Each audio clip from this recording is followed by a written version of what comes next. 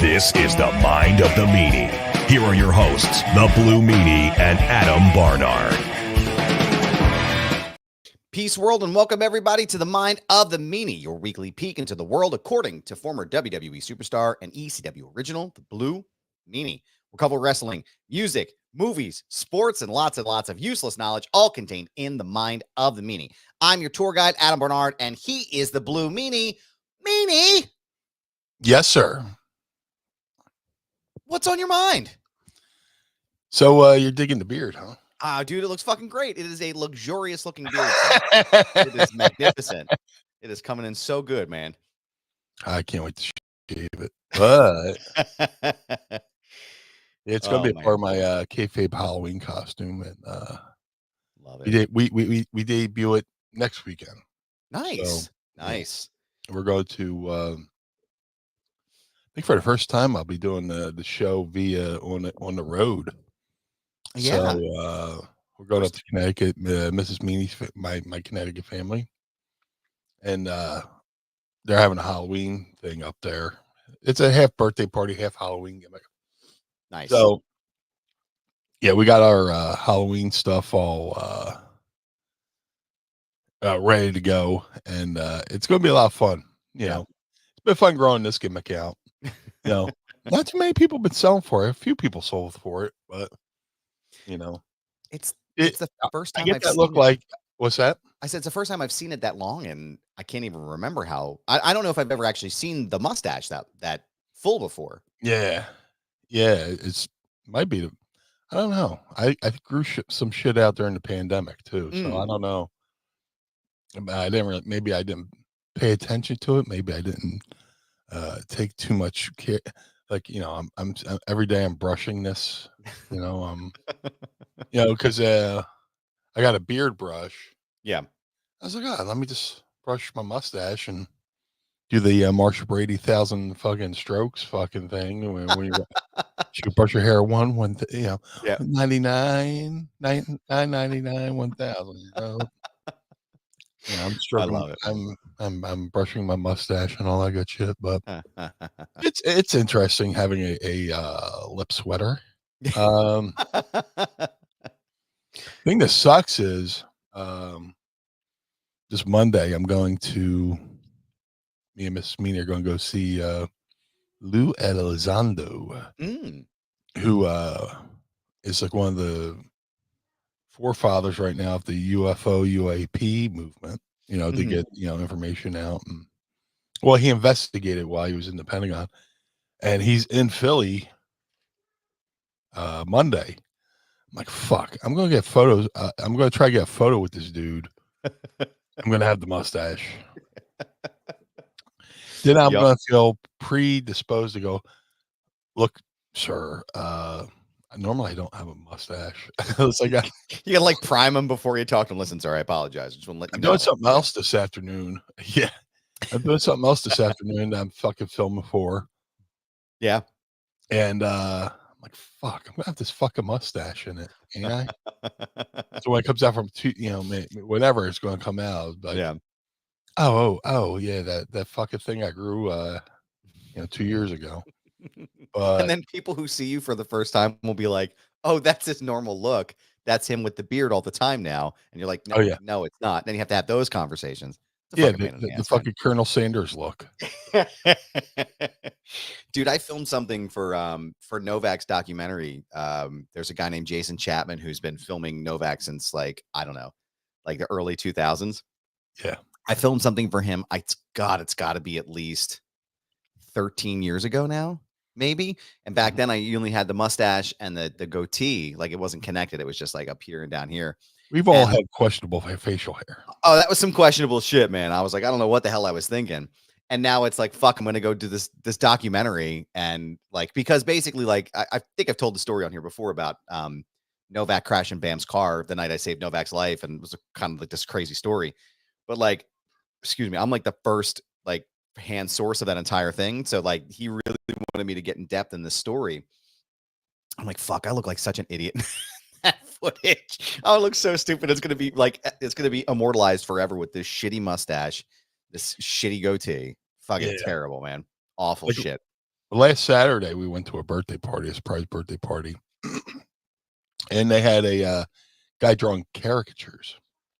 Oh no! And I was like, like Mrs. Meanie's like, I've never had one done before. I was like, fuck. I want to get one done too, but I gotta tell this guy, don't put a fucking mustache on me, all right? Look, pal. Listen, hey. Yeah, of course. I'm going to show you a picture real fast, okay? I'm going to show you what I my did face that. looks like without this. I want you to draw it just like this. I did that. I actually showed him a photo of me with blue hair too. Oh, that's cool, man. Yeah. So he took a photo of my phone with his phone and did me up with my Sans mustache and with blue hair, which was pretty cool. So, and our caricature was the only one that had like color. So that was pretty cool. That's cool, man. So yeah, I was like, listen, you motherfucker. I don't want to see a single fucking stash. Yep. In this fucking thing. Not a single goddamn hair on the top of my lip, sir. Otherwise, if I may, sir, I will tell you, we will have problems. Sir. Excuse me, sir. If I may have a volley, sir. Yes. Speaking of things I filmed a few years ago. Yeah, I was going to ask you. You had some news the other day that you released. I wanted to ask you about that. Yeah. Well, we I finally got the trailer for a documentary I did. There's a company out of Canada, a film company out of Canada, did a documentary on Raven. And Raven asked me if I could be a part of it. I was like, that's awesome. Yeah. And it was it's about I'm trying to do the math in my head real quick, but it was like 2021. So like almost 3 years, like December 2021. We something, I don't know. Let me stop doing math out loud. That's real entertaining. Anyway, they came down to Philly, filmed a bunch of different stuff, and we filmed an interview for like 2 or 3 hours, and the trailer came out yesterday. I wish I should have sent you a link so we could probably play it on here. But Raven was kind enough to ask me to be a part of it, and a lot of things I said, you don't see me in the trailer. You hear my voice. It's like me and Billy Corgan talking about Raven. And there's some of the things I said is true. Is like, it was right on the forefront of like, Raven. The Raven character was like on the forefront of, grunge music and Nirvana and Alice in Chains and Soundgarden. He's like one of the first grunge characters, in wrestling, but one of the most influential characters. And not only was he influential in the ring, he was influential behind the scenes. He created so many different characters. He invented the Dudleys. He invented he gave Stevie Richards his persona. He brought Beulah into wrestling. He brought Kimono 1LA into wrestling. So many different things. And his mind was so good that Paul trusted him with the storyline that like Raven got to kind of call not that Paul wasn't, the boss, but like Paul trusted Raven that much that he allowed him, he allowed him that artistic freedom. So it was really cool to finally see that trailer come out. It's Nevermore, the Raven documentary. And let me double check that real quick. I got it right here. I just looked at the fucking time. Okay. Nevermore, the Raven Effect official trailer. You can find it on YouTube. The channel is Night School Films. And a lot of people are asking when it's coming out. This is basically a teaser for it coming out. They're still working on distribution and stuff like that. But the director, guy named Jordy Day. If that's not a fucking Canadian name, I don't know what else. Seriously. Hey, Jordy Day. That's just my friend from up north. This is Jordy Day. How you doing? Yeah, like if I was a woman making up a Canadian boyfriend, I would say his name was Jordy Day. Like Cindy Brady, who had the boyfriend George Glass. Yeah, that's it. Yep. George? Oh, my boyfriend, George Glass. George Glass. Or if I was going to make up a persona like the movie Hiding Out, Maxwell Hauser. Oh, man. That's a good one. John Cryer. Classic movie. Yeah, man. But yeah, well, I mean, did you got to see the trailer? I did, man. I'm really excited for it. I'm a big Raven fan. I remember my first real memory of Raven was, I think, the Johnny Polo character from the 90s. That was the first time I really remember seeing him on TV. And then I can't remember if he went to ECW after Johnny Polo or if it was ECW. That's what it was. And my first thought in my head was, hey, what's Johnny Polo doing in ECW? I was a kid, right? And me and my brothers, we were big fans of the Flock. Like, we loved that whole setup. That's where I think I really remember you for the first time was around that time in ECW. And then, all the stuff they did in with Raven's Flock at WCW. And he's an incredible performer.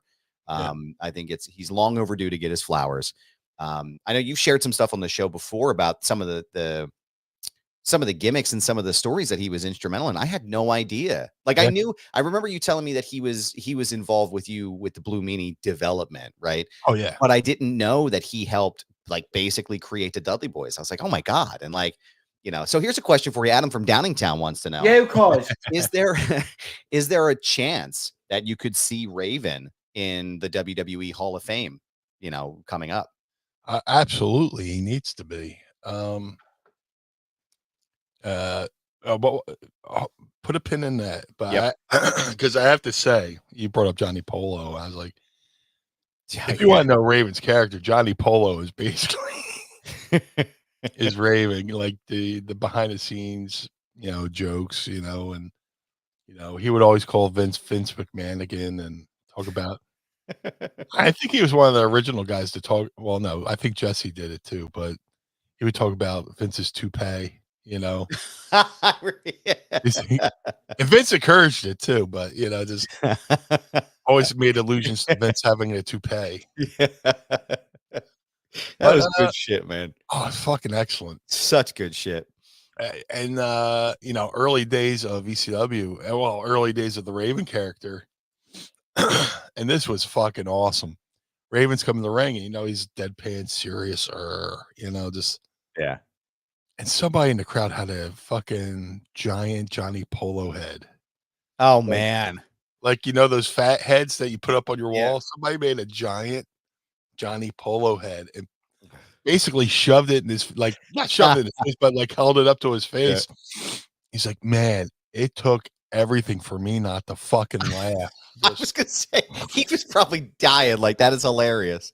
Well, that's the beautiful thing about having long hair. You can just throw your hair in your face, and the dead giveaway with Raven was if you see his shoulders going. He was a shoulder laugher.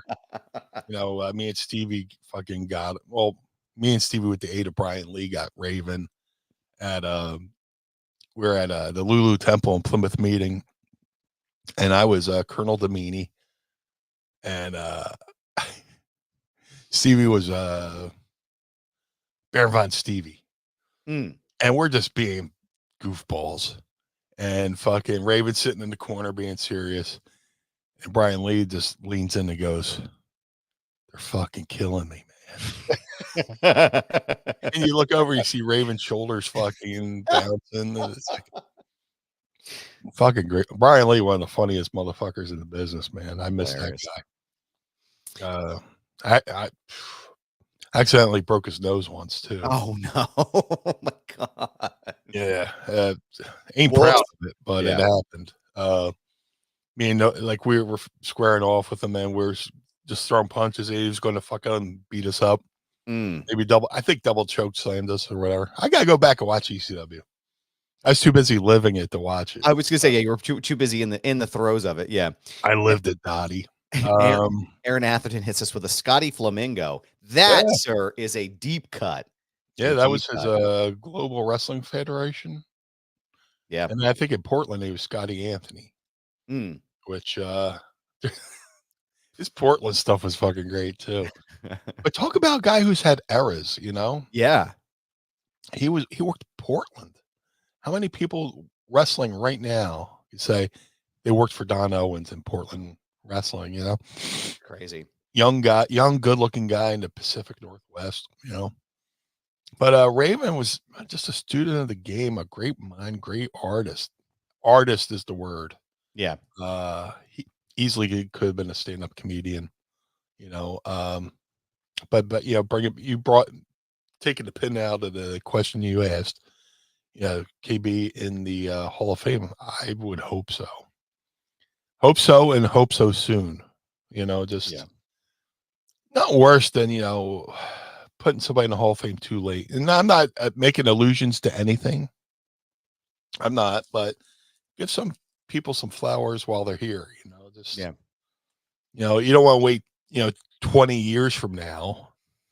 You know, it's not worse than, you know, having a Hall of Fame thing for somebody who probably should have went in like 20 years earlier. Yeah. Not that the Hall of Fame started in the 90s, but you know, just do it now. Do it now.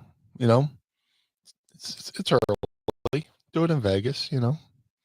But yeah, man, the Raven documentary came out, and the trailer came out, and I'm really excited for it. I posted a little like teaser photo like after it came out, and somebody's like, "What the fuck's that?" Because the photo was so well done. Like I was sitting at the diner with Mrs. Meanie and a couple friends, and when Raven texted me the trailer, I was like, "Oh, cool! I can finally talk about it." And I was like, "Yeah, look, check out these, you know, behind the scenes photos." And my friend's like, "That photo is so nice; it looks like AI." Oh, and the weird thing about the documentary is I had to take my glasses off, so it's like weird. Like I've grown so accustomed to seeing myself with glasses on. I had to take them off because the lights they were using, like they were reflecting off. Yeah, like your ring light there. Yeah. But the lights they had on me were just, you couldn't see my eyes. Oh man. Like, hey, do you mind taking off your glasses? I was like, sure. Can you mind? Let me know where you're sitting. I thought I'm blind like a bat, but yeah.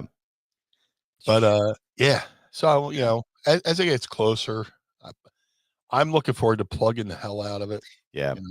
You know, if there's anything, I love promoting stuff. You know, I like helping people out. Yeah. You know, I'm looking forward to seeing it. I'm looking forward to like I said, I'm a big Raven fan for as long as I can remember. I'm excited to check it out. As we have more information, we'll definitely pass it along here. Somebody in the chat here, Mass. Yeah, we have a great chat today. Let me give a shout out here real fast. Mass Sanity said, "Good morning, everyone. Are we having coffee in our underwear? Where is David Arquette, sir? I don't know where he is, sir. That's tomorrow. Yes. Today's Saturday. That's Sunday. That'll be tomorrow's episode. Yes. Me and Mass Sanity chop it up at David in RJ City's Sunday morning. There's on Sunday mornings. I keep saying David. Sunday mornings, RJ City drinks coffee in his underwear on his YouTube channel, and sometimes definitely Mass Sanity, and sometimes David Arquette pops up in the chat. That's funny. Yeah, we got James Weston, Chicka Blue. Good morning. Boo. Machete Von Kill Pod Squad member. Machete.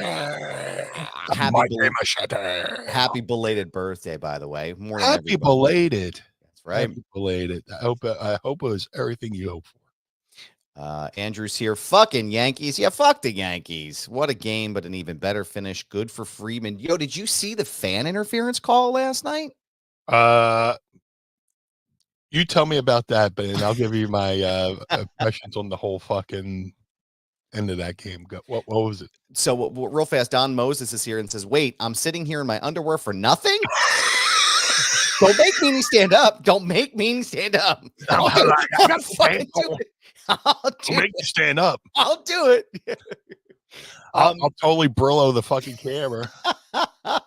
So correct me if I'm wrong, but I think my God, I love you, Donnie. It's like a button in a fur coat. So it's like it's I think it was it the Yankees hitter that hit into the outfield? Like it was basically center field, right? It was like pretty much a deep line drive. Right. And a fan reached over into the game and caught the ball. Like it was still in play. There was no way that ball was like the way it looked, the way the arc was coming in, the way you could see it, it looked like it was going to hit the wall. And the fan reached out and grabbed the ball and caught it. And so the ref threw up. It's the first time I've ever seen like one of the umpires go like this, which is fan interference. And that, so or is a big fan of Barry O. Well, that too could be that. I was waiting for him to hit the AJ Styles, which is entirely possible too. But now he hit a fan interference call, and I was like, holy shit, like this guy could have changed the trajectory of the entire game and maybe the series. And it's like, I don't care who like that, like, we don't, I'm not a fan of the Yankees, but that's fucked up to do to somebody. Like if you're going to win fairly, then let them win fair, there was a similar incident. There was a fucking similar instance in, I forget what series it was. It was Chicago, if I remember correctly. No. I know what you're talking about there, but fucking one of the Yankees hit a ball, and it could have been. You'll never know, but a kid caught the ball before it can like officially go out as a home run. Oh yeah. And he pulled it out, and then it was a home run. And this might have been before instant replay. And like they're carrying. Oh, okay. Miss Henry's knows what I'm talking about. Yankees or Royals. Fucking ALCS. Fucking kid grabs the ball, and they call it a home run. Yeah. And fucking they're picking up the kid and parading him around because he basically fucked the Orioles. Yeah. I think I was watching SmackDown when that play happened, but yeah, I was bouncing back and forth. James says, wait, AJ Styles' sign is equal to fan interference? Yes, actually it is. It's where AJ got the sign from. I'm not sure. Many people don't know that, but we're here to enlighten, sir. So like false start in football is traveling in basketball, or if you're a Motown fan, it's the way the thing you do, whatever the fucking song is. I'm just getting more information about this because I saw it on the old Elmo's Hellscape Bird app. So it was, here's from Fox 11. One more time. I think Elmo. I think Elon Musk is an alien. I think so too. There's no other explanation. If he peeled his face back like a character not show V, I wouldn't be fucking surprised. I'd be like, ever see that motherfucker laugh? Yeah. And he laughs like an alien trying to imitate a human laugh. Oh, ha ha ha ha. Yeah. I'm here being involved in the humans. But yeah, he does the whole X thing. Like, come on, man, get your shit together. But he says he bought McDonald's and changed the name to something else. Twitter was Americana. Right. I'm going to tweet something. Yeah. It's literally brand recognition, like oh man, he just shit all over McDonald's, Pepsi, Coke. Yeah. I'm gonna force this X thing on everybody. Fuck you. Yeah, seriously. In the middle of what was already this is Fox 11's reporting. Yeah. Let's get back to that. This to KJ Hiramoto, who is a reporter for Fox 11. In the middle of what was already a tense 2-2 tie between the Los Angeles Dodgers and the New York Yankees, a bizarre fan interference play was called during the game. The Yankees' Gleyber Torres, his name is Gleyber? Okay. His parents must hate him. Blasted a line drive to left center field, likely headed to the wall. A fan in a gray Dodgers jersey extended his glove, catching the live ball. The rare and strange play prompted the umpires on the field to keep Torres at second, as opposed to letting him round all four bases for a home run, as the Yankee infielder and his Bronx Bombers teammates had hoped. I mean, if you watch the video, if you haven't seen it, it is. I'll watch it. It is fucking like it is very clear that this person reached their hands out into the live game and fucking caught that ball. So I'm not a fan of either team, no. but I'm less of a fan of the Yankees. So yeah. And just for the fact that they got oh my God, what's his name? I've tried to force his name out of my head because he used to be with the Marlins. What the fuck's his name? Oh yeah, Yankee my wanky. The dog got mad to eat food. Andrew said it didn't look like a homer. That's Chaz, that's Chaz Chisholm or Jazz Chisholm because there's a player. His name is what? His name is Jazz. I fucked his name up so much. I can't. Jazz Chisholm. Jazz Cabbage. His name is Jazz Chisholm. I know. I keep calling him. I keep changing his last name to Chisholm. Wait, Andrew's got it. Jazz Chisholm. Is that it? I'll switch the J. Yeah, thank you, guys. I switch the J to the CH because I call him Chaz Chisholm. Is that gonna be I hate that name. It's fucking name of the show. Yeah, Chaz Chisholm. Oh my God. Andrew says it didn't look like a home run. That's what I mean. Like if you watch the video, you can see like where it was definitely going to hit the outfield wall. Like it was not going out. It was still in play. So I was just shocked by that. Real quick, as far as what we we're just talking about with Elmo, Elon Musk is the closest thing we've had to a real life Lex Luthor. Yes, that is correct. Jesse Eisenberg played that role, that Elon Musk role to a T in Batman Superman. But no, I didn't get a chance to watch the end of the game, but that was in the 9th inning, wasn't it? What, the end? That was the end of the game, or was there anything crazy? Fucking so the Dodgers tied up 2-2. Goes into the 10th. And fucking, they had a chance to fucking go, win the game, and they will go 3 and out. The Dodgers, that being they. So they get to the 10th. They straight, the Yankees go down. The Dodgers come out. I forget what they said. One guy got on. 2 guys get on. They get down to 2 outs.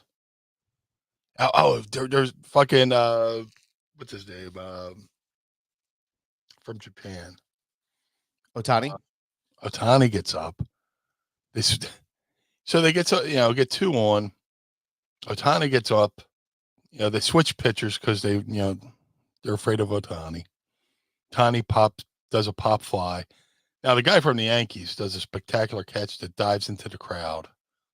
He can be a spectacular catch, does the thing into the crowd right out of the Dire Straits video for Walk of Life. And then you're like, oh fuck, they're down to their last fucking out. So I forgot who comes up the bat, but they intentionally walk him, which basically loads the bases just to get to dude, it's early. Give me a second here. You're good, man. You're good. I just saw his name in the chat. Oh yeah, here it is. Is a walk-off? Was it walk-off grand slam by Freeman because Boone put Nestor in? They intentionally walked the guy to load the bases to get to Friedman because Friedman had a bad ankle. Wow. And fucking first pitch, he just smacked that fucking thing out of the fucking ballpark. I'm sorry for my indecision right now. I literally just woke up before we did this podcast. I got a fucking full day today. That's why we're going this so early today. But he fucking hit it. And he just stood there like the Statue of Liberty with the bat, walking down the line. And dude, it was just like if you scripted it in a fucking movie. Yeah. And there's a certain laugh I let out. Yeah, it hasn't landed yet. Andrew H in the chat. There's a certain laugh I let out. I usually reserve for the Cowboys losing. Yeah. And that came out last night, just to see the spectacular. I mean, it was right up there with the Gibson play back in the 80s. Kirk Gibson, they brought him up to be a pinch hitter, and it was a big gamble because his fucking knees were shot, and he hits the fucking home run, a walk-off home run in the first game of the World Series.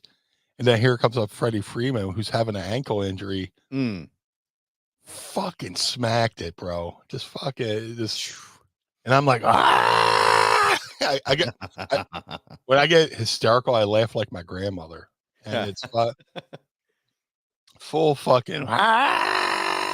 It just fucking, and Mrs. Meanie's texting me, "Don't laugh so loud, it's late," and I'm just like, I'm pointing like Donald Sutherland in the Body Snatchers movie. I'm like, But yeah, what a fucking great end to a fucking game. Yeah. Not if you're a Yankees fan, but I mean, this World Series is. I'm calling the Dallas Cowboy fan series. Yeah, because Cowboys fans they like Cowboys fans like the Lakers, Pittsburgh Penguins, the Yankees, and the Dodgers. So it's a battle of Cowboy fans, because they're front runners. Of course. Yeah. I've never watched sports before. Let me pick the people with the most championships. Jerk offs. That's right. Front running bullshit. Yeah. So yeah, you get the best of their. They're just going to switch a hat each inning. They're going to get tennis elbow. Just like I have right now. But my fucking elbows fucking kill me. Oh no, man, that's not a good thing. Oh yeah. Good. One other thing I want to talk about before we get into our favorite segment of the show, sir, is that WWE announced that NXT will be running an episode of the show. Rather, sorry, a bunch of leaves just fell down in front of my window here, and it was like a bunch of shit that fell. And I thought you're easily entertained, my friend. Man, I'm just a fucking squirrel. NXT will be running a show from the ECW Arena on November 6th. And I want to know your thoughts about that. And hopefully I spoke to somebody I'm going to tell you about in a second. And I want to know your thoughts on it and what you think they could do with it. But what do you think about them running the House of Hardcore, man? I guess I should hide in the building soon. I guess I should get some rations and a sleeping blanket and find a place in the building to hide until the right time, I guess. It's fucking great. It's gonna be crazy, man. Just I mean, people do live TV from there. Yeah. They got the mixed martial arts group that does a fucking thing from there, and they've done live TV, and of course ECW, but One Night Stand. No, it wasn't barely legal, but that was way before the building can handle it like it can now. But it'll be good. I mean, they're going to I know they're bringing a whole bunch of fucking production. Mm-hmm. It's gonna be good. It's gonna be a live rowdy crowd, bro. Yeah, it's good. It's good. It's gonna be great. I like that NXT's going back to like the darker colors. Like what when they did NXT 2.0 and their logo looked like something that should have been on a sweater on the boardwalk in Wildwood. I like what Sean's doing with the company now. I like the silver and black logo. I like what they're doing. But running the arena, it's awesome. It's perfect. Yeah. I don't know what they have planned. Hopefully somehow, I pop up in somebody's head. I'm a cheap date. I'm 10 minutes from the building. Just it'll be awesome. It'll be awesome. I had a chance to talk to the Don of NXT, Tony DAngelo, earlier this week, which actually drops today over on the Takedown on SI's YouTube page. So go ahead and subscribe now if you're not there. My article will be accompanying that around noon, I think, is when we're going to release it. But I asked him, because he's got the DAngelo family. I asked him if he could see himself bringing the FBI back, the full-blooded Italians, Nunzio and Sal, maybe Big Vito. What are your thoughts about the DAngelos or little Guido coming back? I said to him, I hope it makes the cut of the video, but I said to him, I was like, this is like the DAngelos and the FBI. Like, you're just printing money at this point. Like, you're just printing money. It's two families working together. That'd be great. Yeah, it's a perfect opportunity to do a nod to the past. I mean, they already hinted at stuff in the commercial showing like old school ECW footage. Yeah. The shame of it is the building looks nothing like it used to.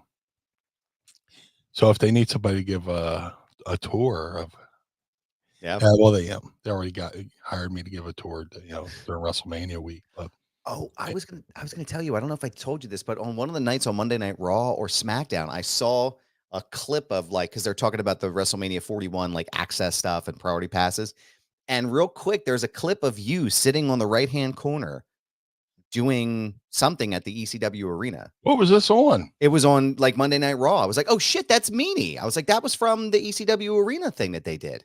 Like, you were sitting there. If somebody could go back and clip that, and I didn't see it. I'll have to go back and find it. Were you gimmicked up for that whole thing? Did you have the blue in? I believe I did. Because I knew I was like, I know that blue hair anywhere. It's like, that's the fucking blue I TV. I was. So I was blue to look. Back in the day I used to dye my hair blue. Mm-hmm. But I do stuff sporadically now. Just I'm not. I could wrestle every weekend if I want to, but what they're paying versus what I'm willing to feel is two different things. Right. If it's worth it, I'll wrestle or I'll do conventions that weekend. And when I do stuff, I've been using this blue hair wax that goes in, and it does. The thing about being the Blue Meanie back in the day is I put the blue dye in, but then I would have to hairspray my hair straight up. Right. Hairspray kills the color. So you're constantly dyeing it.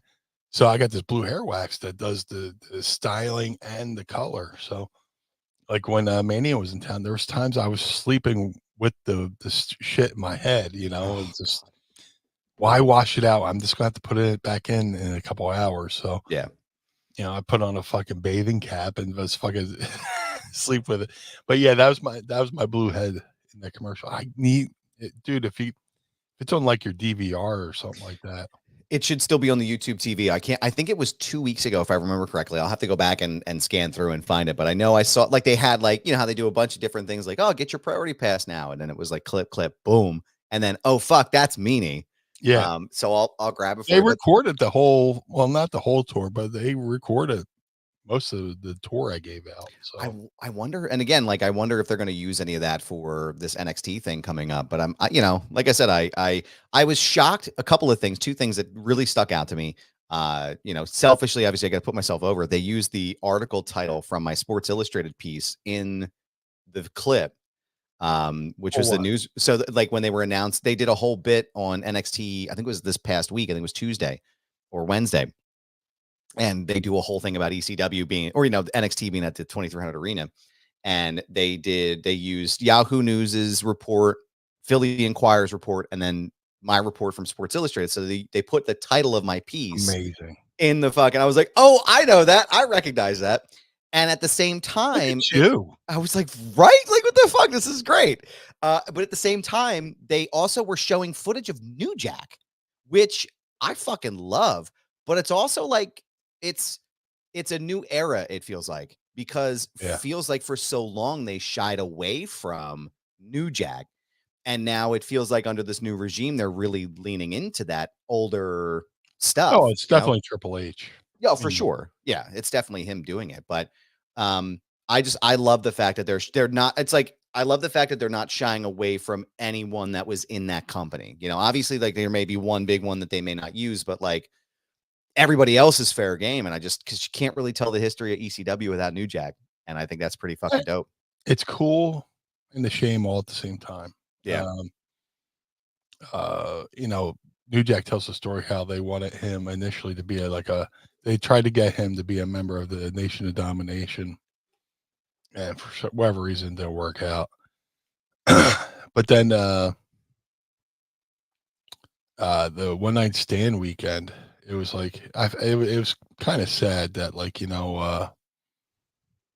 there's the Jeremy Borash tribute to ECW like 2 nights before one night stand, and then like all the guys who were like a part of that show were leaving Philly to go be a part of one night stand, and like had to leave New Jack behind. And it's like, fuck.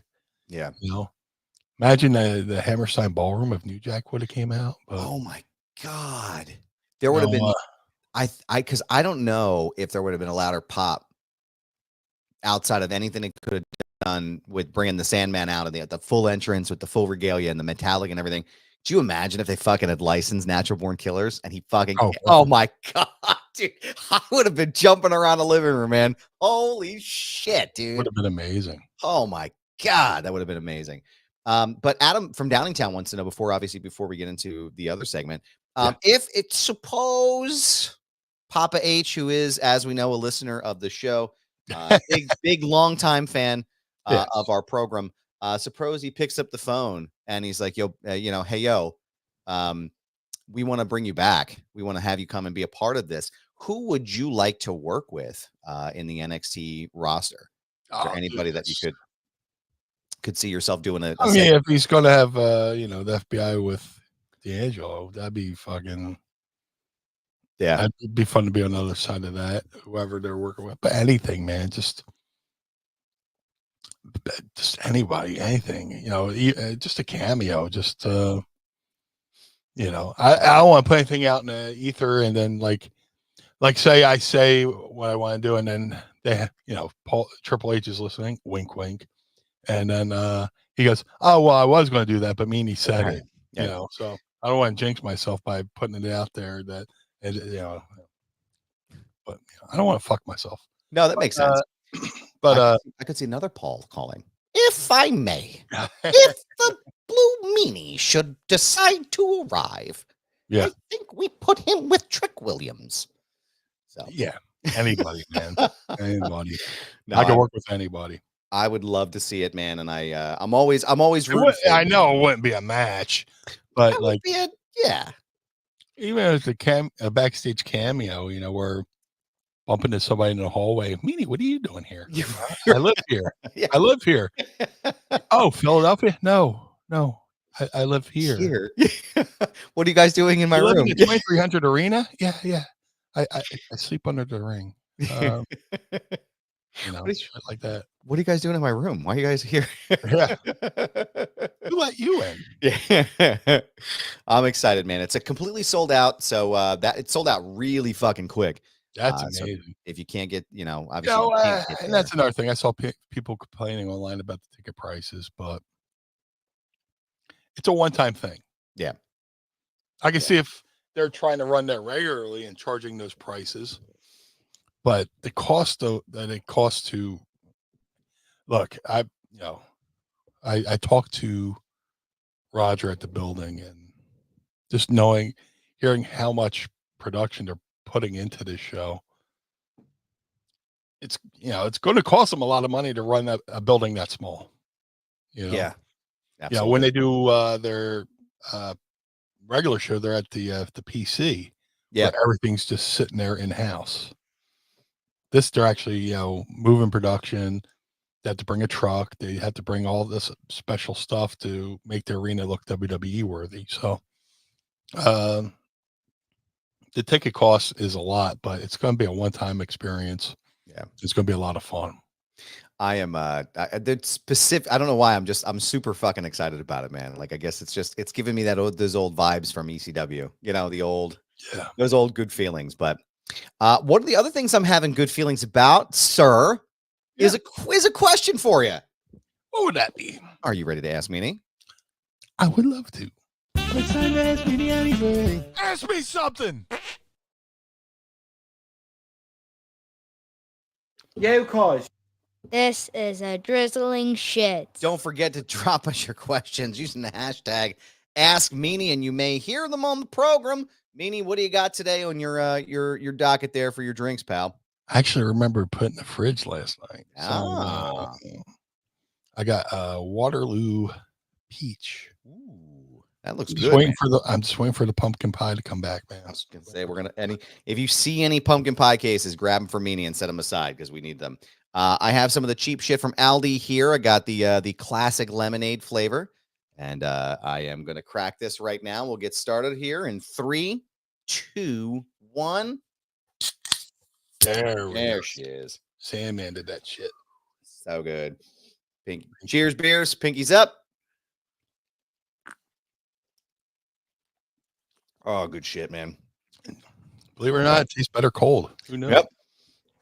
Oh, asshole. I'm like, oh yeah, let me get a seltzer. Ah, fuck. I don't have any in the fridge. We got 2 questions this week for us. Aaron Atherton says, this is a question for both of y'all. What is your comfort video game? For me, it's MLB The Show. I strictly play the Road to the Show part of the game.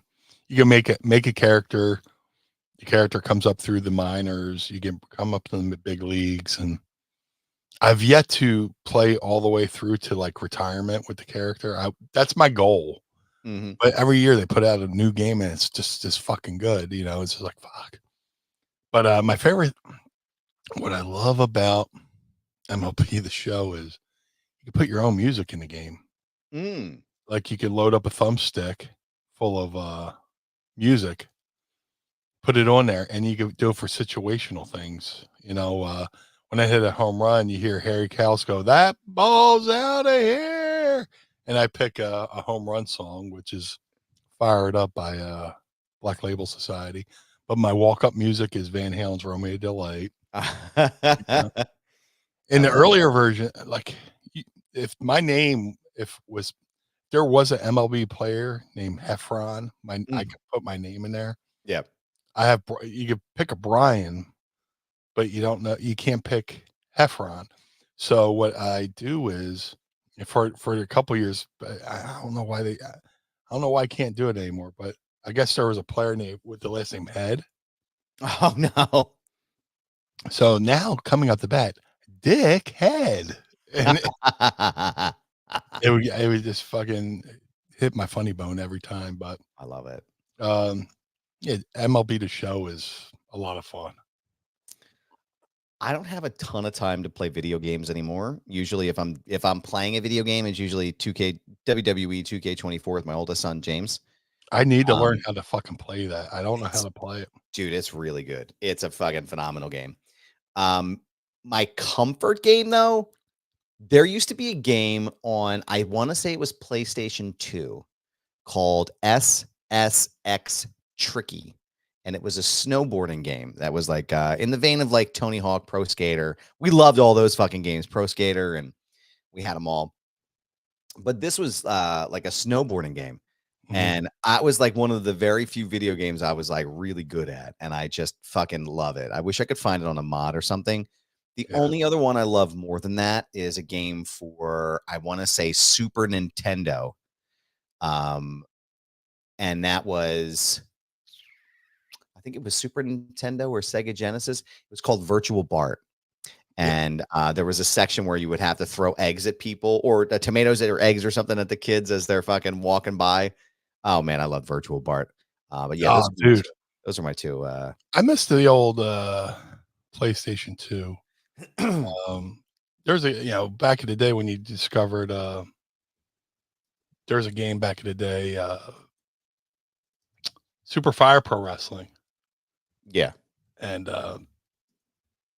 whatchamacallit, you would have to like special order it from I found a specialty shop out in California, and they would like overnight it to you. And you would call, they would overnight it to you. You have to pay like fucking COD the next day, but you would play it, and you would have to get like Remember back in the day, the thing called the Game Shark? Yeah. That was like, oh my God, Game Shark. Yes, I do. I do remember that game. Yeah, that thing. Yeah. It was supposed to help you cheat, but it also Yeah. helped you play Japanese imports. You know, it was kind of like, the VCR, like England had a VCR, we had a VCR, but it was different systems. They have PAL, we have something else. So like to get, if you put a Japanese PS game in the fucking your PS2, it wouldn't play. But if you put it on the Game Shark, it would play. It would play. Yep, I remember. And I know a guy who went and translated the whole fucking menu. Like he would do something, figure out what it was, and write it down. He made his own translation from. He couldn't speak or read Japanese, but he figured out what each thing meant and made a fucking menu. No shit. Yeah, up and this means that. It's spectacular. Oh, that's amazing. That's amazing. I gotta see SSX Tricky. I gotta see if I can find it because I just fucking loved playing this game. Yeah. And I want to see. It's one of the few good memories from that time in my life back in that era, but it's a fucking solid game. Let's see. We got another question here before we get to our dear friend Carlo rather. Matthew Rodriguez, he said, sorry, I forgot to put the ass meaning. We got you, brother. No worry. Any memories of the Boogeyman? I never worked with him, but great guy. Boogie's a great guy. I see him all the time at conventions, and he looks better than some of the younger wrestlers that are working out there. Like his commitment to fitness is fucking fantastic, bro. Yeah. Great guy, sweet guy. Had a great character. The purists would be like, oh, well, but no, his character's fucking over. God bless him for eating worms. I wouldn't know. That had to be interesting passing those things through, but excuse me, I have to go take a worm shit. I wonder in the stomach, do they just make one giant worm? Just fucking. But yeah, no, thank you. But Boogeyman, great dude. Boogeyman, great character. Yeah. Great guy. Yeah, I'm. There's certain people that like when you see them, they make you happy. Boogeyman makes me happy. And our last question today comes from our dear friend Carlo Carlson on Twitter. What up, Carlo? We love this guy. Hey, Blue and Goob. Here it comes. I feel like I should ask you guys a question. So, Blue, who do you want Goob to interview next? And Goob, who would you manage against Blue in a dance contest? Oh, that's a good question. I don't know. Oh, I'm thinking of grape juice with the. No, yeah, you're thinking of grape, primetime grape. Yeah, no, I haven't seen one of those in a while. That's why I was going. Oh, here it comes. I guess we could start with the dance question. Probably Gentleman Jey Uso would probably be the right answer. He would win. I think a Meanie dance versus the yeeting would be great. But that's probably whose corner I would be in. And then Meanie, who would you want to see me interview next? Man, I mean, why not go with the one of the top people, Roman Reigns? Oh, I mean, let's keep it in the bloodline. It's great to see the Usos reunite last night. Yeah. But why not Roman Reigns, bro? I'd love that. Roman Reigns or Cena. Yeah. Oh man, I would love to ask for Cena. That would be great. I know I had, like I said, I have Tony DAngelo that's dropping today around, I think I want to say it's probably noon. And then Baron Corbin is going to be sometime next week as well. I'm targeting for the 29th on that. But yeah, exciting times, man. It's good shit. But what else is good shit, sir? Is doing this show with you each and every week. I appreciate you and being here, sir. Where can everybody keep up to date, sir? Where can everyone keep up to date with all things blue when they're not listening to our humble program? If you would like to follow the Blue Meanie on all forms of social media, Facebook, Twitter, Instagram, at Blue Meanie BWO on all forms of social media. If you'd like to support the Blue Meanie, go to prowrestlingtees.com/Blue Meanie. If you'd like to support Mind of the Meanie, go to prowrestlingtees.com/Mind of the Meanie. MadCatBeerCare.com. Get the blue spruce. Start that one over. MadCatBeerCare.com. Get the blue spruce beard oil and balm. Shout out to my buddy Josh Thornton. He's doing a great job over there. He catches the cats, takes them to the vet, leaves them back, puts them back out, feeling better than when they found them. So if you're a cat lover like myself, go to MadCatBeerCare.com. Look good and smell good and take care of the cats. The Ultra Pro Wrestling video game coming to all major consoles in 2025. It's been confirmed. Ultra Pro Wrestling contains not only original characters by the amazing Hal Haney, but many real world wrestlers, including myself and many others. I'm trying not to spoil. Though they just did announce Mongo McMichael, Steve McMichael for Ultra Pro Wrestling, and it was very kind of Ric Flair to tweet about it and share it on all his social medias. So for more information like that, go to ultraprowrestling.com or follow them on Twitter at UPW Video Game. That's ultraprowrestling.com or Twitter at UPW Video Game. The figure collection bone crushing. Start that one again. We're live, pal. We're live. The figure collection's bone crushing wrestler series 1 variants of the Blue Meanie are available now. All series 1s can be ordered now at shop.figurecollections.com.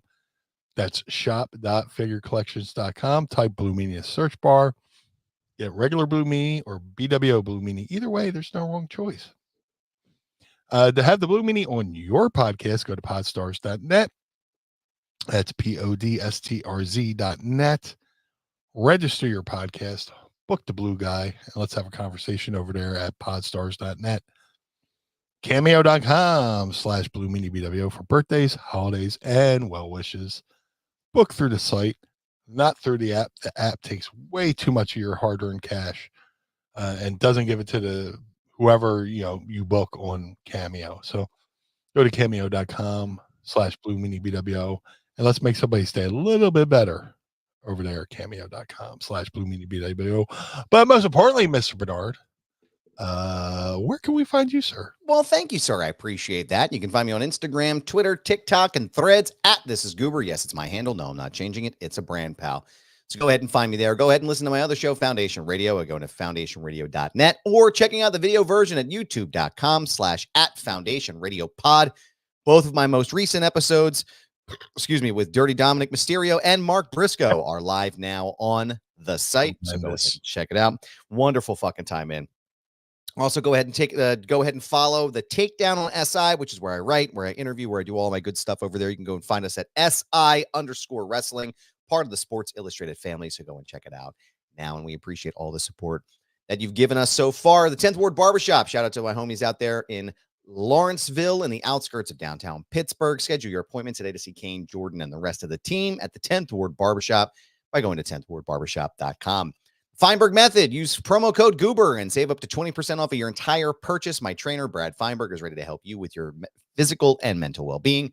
So go to thefeinbergmethod.com. ProWrestlingTees.com/Mind of the Meanie. ProWrestlingTees.com/Foundation Radio. Pick up a shirt and keep the lights on at the Casa de Meanie and the Barnard Home for Wayward and Troubled Youth. Don't forget to sign up today and join us at our Patreon page by going to patreon.com/Mind of the Meanie. Tiers start at just $10 and become a part of the Pod Squad. We send you a fancy card.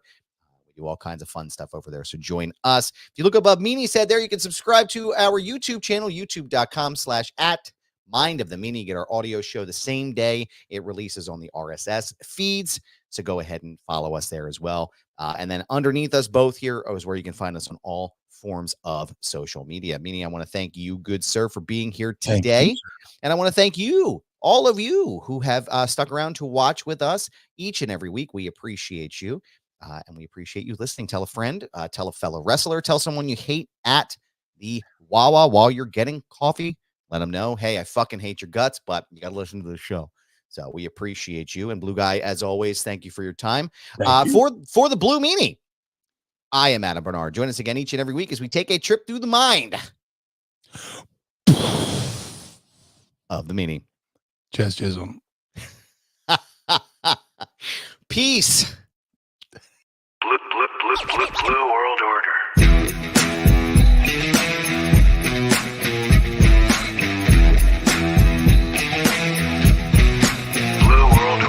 This episode of Mind of the Meanie is hosted and executively produced by the Blue Meanie and Adam Barnard. It was mixed and engineered by Carl Pinnell.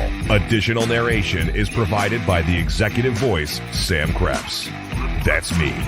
Our intro music was performed by the Swamp Candles. Our outro music was performed by Chikara. Additional musical accompaniment is performed by Enrichment. Follow us on Instagram and Twitter, or X or whatever, at Mind of the Meanie, and become part of the Pod Squad by going to patreon.com/Mind of the Meanie. Find our entire show archive at mindofthemeanie.com. This has been a Butts Carlton media production. Butts Carlton, proprietor. Blue World Order. Dad, why is Blue Meanie's brain out?